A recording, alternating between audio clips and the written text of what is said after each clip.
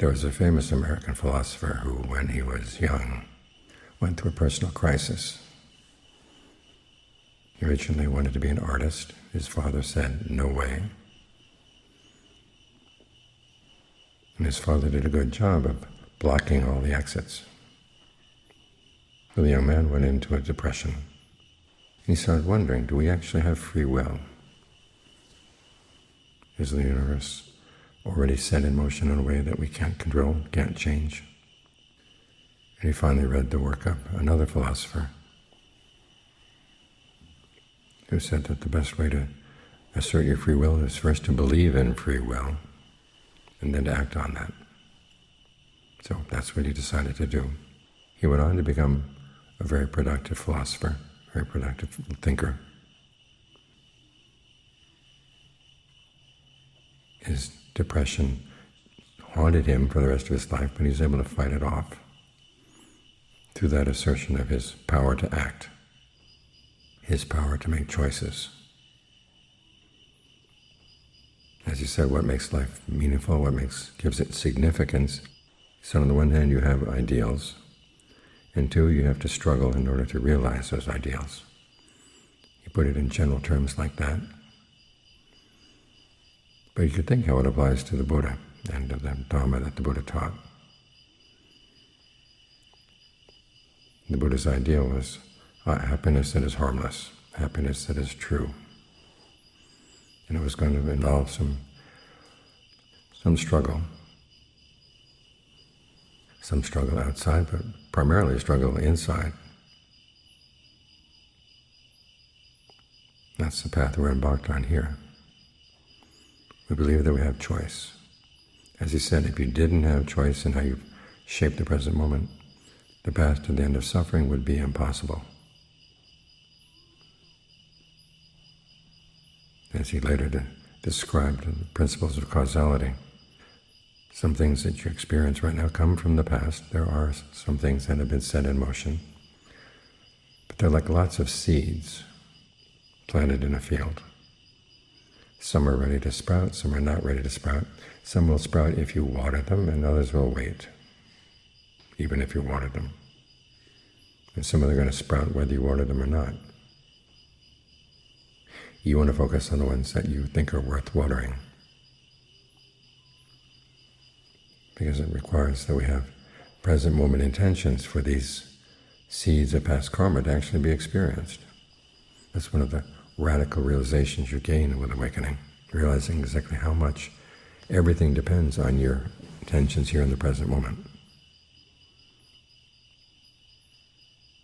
That carries possibilities, but also carries responsibilities.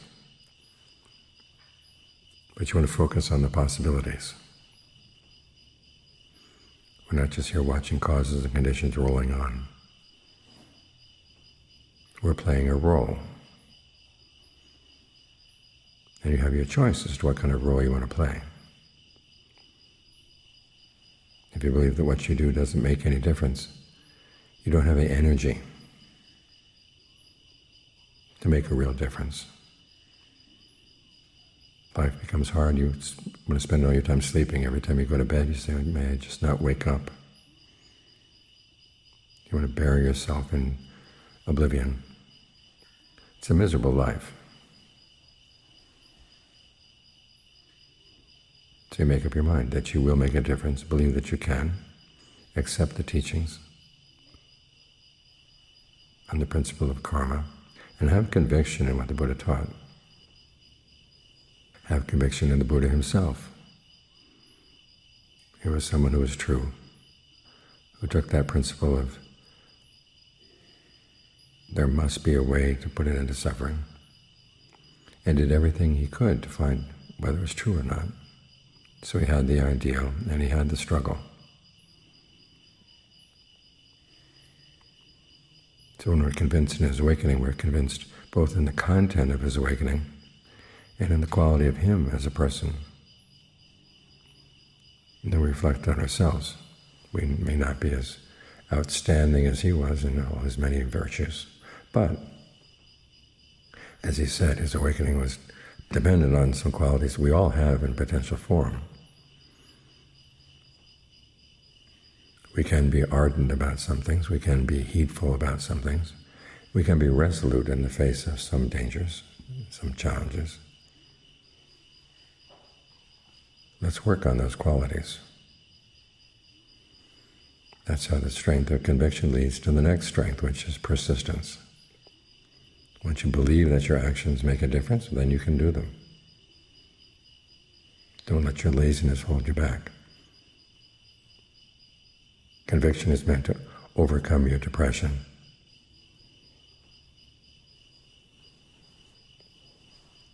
To overcome that sense that life doesn't have any meaning. Persistence is meant to overcome your laziness. Sometimes you have no energy to do anything because you don't believe in the power of action. Other times, that's not the problem. You just don't want to put forth the effort, and the mind puts up all kinds of excuses. So you have to keep reminding yourself that your efforts do make a difference, and if you don't do them now, when are you going to get them done? The things that need to be developed inside. It's not a path that gets easier as you get older. So you do it now.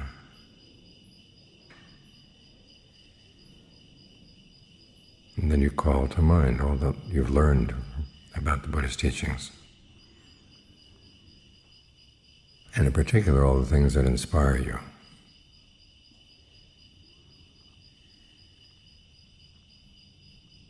When we think about mindfulness, we think mainly about the 4 frames of reference: the body, feelings, mind states, mental qualities in and of themselves. But mindfulness also involves recollecting the Buddha, the Dhamma, the Sangha, being inspired by them.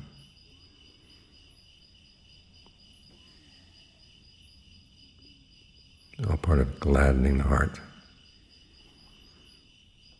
So you can put forth the effort that's needed to get the mind into concentration, because that's where your nourishment, that's where your strength is going to come from. Of all the various strengths that the Buddha teaches, concentration is one that he compares to food. That image of the fortress at the frontier. You've got the soldiers of right effort, you've got the gatekeeper of mindfulness. These people need to eat, and concentration is their food. They go look in the stores of food in the fortress, and some of them, like the first jhana, the Buddha says, is like grass. Wait till you get to the 4th jhana and you get honey, ghee, butter.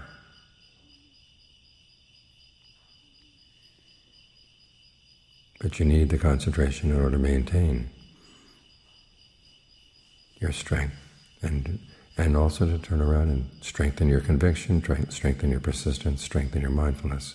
It's not the case that these lists that the Buddha gives are all 1, 2, 3, 4, 5. You master 1, and then you think about doing 2, and then from 2 you think about doing 3. They feed on one another. After all, it's in higher stages of concentration that your mindfulness gets purified. And it's in the practice of mindfulness that your persistence turns into ardency.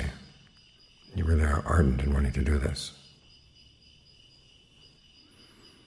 And a good part of the concentration is learning how to get the mind to settle down, and learning what's needed to do. This is where your discernment comes in. And Ajahn Mahabodhi gives a good analogy. He says, for some people, concentration is easy. They're like a tree out in the middle of a meadow. There are no other trees around, there's nothing to entangle it. If you want to cut it down, you don't have to think too much about which direction you want it to go or which branches have to be disentangled. You just cut it and it falls. Other people, though, need some discernment. They use their discernment in order to get the mind down. Those, he said, are like a tree in a forest. Its branches are entangled with the branches of other trees. It's not the case that when you cut it down, it will fall in any direction you want, because some of the trees, the other trees around it will be in the way. So you have to figure out which branches you have to cut, both on the tree you want and on the other trees, and decide which direction you want it to fall. Then you can get it down. Because sometimes you're sitting down to meditate, there are lots of things entangling your mind. It's like your brain is full of branches going on entangled with the world. And you've got to cut the branches. You cut the branches outside, you will find other branches inside too. You've got pains in the body. How do you deal with those? In some cases you can ignore them. In other cases you know that you sit here for an hour, and if things don't settle down well in the first half hour, you're going to set yourself up for some pain for the last half hour. Well, work steadily on that first half hour. I found when I was first sitting in the group meditations at Wadasukana, my knees would get numb really fast. And there we sat for an hour and a half. So I realized, one, that the problem so much wasn't the blood flow in the knees, it was the blood flow in the back of my neck, down the spine. And if I wanted to get it going well, I had to start at the very beginning of the hour, loosening up the flow of the energy down the spine. And then the problem with that particular type of pain went away. Other pains came up from other places, and they presented different problems. This is where you use your ingenuity. Think about dependent co-arising. Where does feeling appear in dependent co-arising? It appears lots of different places. In some cases it appears together with perceptions. In some cases it appears together with directed thought and evaluation. So when a pain in the body may seem to be invading the mind, ask yourself, is it your perception of the pain, the image you have of it, or is it the way you talk about the pain? What are you telling yourself about it? Can you change the narrative? Does that change the relationship to the pain? Sometimes feeling is associated with intentions. What are your intentions right now that are aggravating the pain? Sometimes it's associated with attention. What are you paying attention to right now? You find the possibilities of why the pain is bothering the mind. They're not just one or two problems. There are lots of potentials, but the Buddha gives you a map, gives you a list of things to check off. So try to keep that map in mind.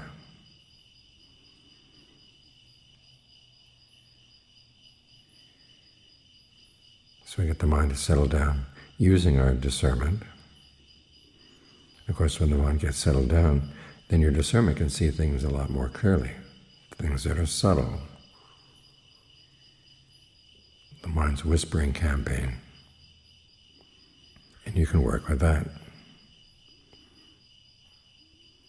So when you find yourself weak in the face of life at large, remind yourself that the Buddha offers you some ways of developing strength inside.